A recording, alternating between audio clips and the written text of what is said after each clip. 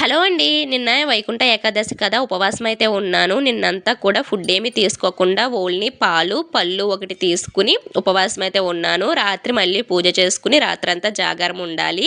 నేనైతే 12 వరకు ఉండగలిగానండి. తర్వాత కొంచెంసేపు రెస్ట్ తీసుకున్నాను. తీసుకున్న తర్వాత మార్నింగే మళ్ళీ ఎర్లీ మార్నింగ్ లేసి తలస్నానం చేసి మళ్ళీ ఇంకోసారి పూజ చేసుకొని స్వయం పాకం పట్టుకొని గుళ్ళోకి వెళ్ళాలనమాట.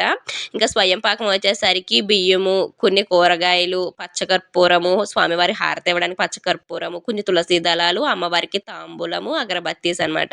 పూజకు కావాల్సిన వస్తువులు, ఇంకా స్వయం పాకం ఇవన్నీ పట్టుకుని వెళ్ళి గుడికైతే బయలుదేరుతున్నాను. ఈ స్వయం పాకం పంతులు గారికి ఇచ్చి స్వామివారికి అర్చన చేయించి అక్కడ స్వామివారికి తీర్థం ఇస్తారనమాట. ఆ తీర్థం తాగడంతో మనకి ఉపవాసం అయితే పూర్తవుతుంది. ఇంక ఇంటికి వచ్చిన తర్వాత నేనైతే దేవుడిని సపరేట్గా పెట్టుకున్నాను కదండి, అందుకు కదుపుతున్నాను. అదే దేవుడి గుళ్ళోనే మనం పూజ చేసుకుంటే ఏమీ కదపవసరం లేదు. నేను సపరేట్గా పెట్టుకోవడం వల్ల మళ్ళీ కదపాలన్నమాట 3 సార్లు.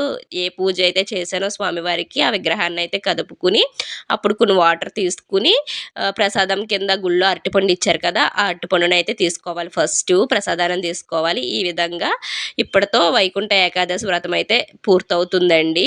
ద్వాదశి గడియలు 10 వరకు ఉన్నాయి రాత్రి. ఏకాదశి ఉపవాసం ఉన్న వాళ్ళు రాత్రి 10 లోపు భోజనం చేయాలి. నాన్ వెజ్ తినకూడదు.